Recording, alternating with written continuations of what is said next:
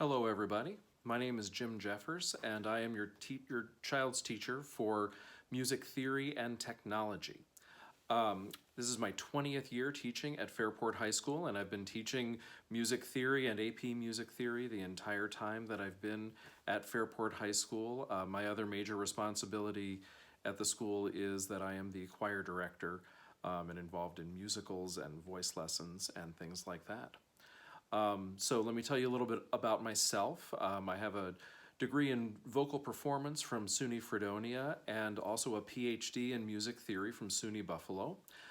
Before I came to Fairport 20 years ago, I actually taught music theory at SUNY Buffalo for 6 years. So music theory and I go way back, and it's really one of my favorite subjects to teach, one of my favorite things to talk about. In addition to what I do at Fairport High School, I also am a NYSSMA adjudicator for vocal solos and for choirs. I sing with a professional chamber choir called Madrigalia that's in Rochester, and I live here in Fairport with my wife and my 3 daughters. My youngest daughter is a junior at Fairport High School, and my older 2 are Fairport High School alumni. So let me give you an overview of our music theory and technology course.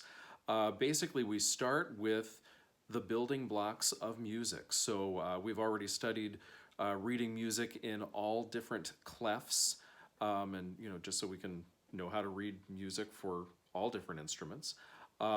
We'll cover scales and key signatures, intervals, triads, seventh chords, extended chords. We'll move on to chord progressions. And as we learn all of these things, we're going to be putting them in practical application. We're going to be using them in the forms of doing our own musical compositions. We're going to be playing them on keyboards, playing them on other instruments that students may already know how to play as well.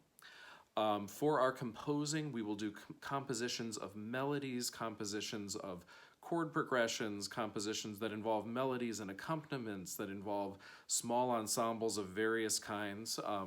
We have several students in the class who are in their own bands, and so writing music that they might use in their bands is something that will definitely have a place in this classroom if they choose to move in that direction.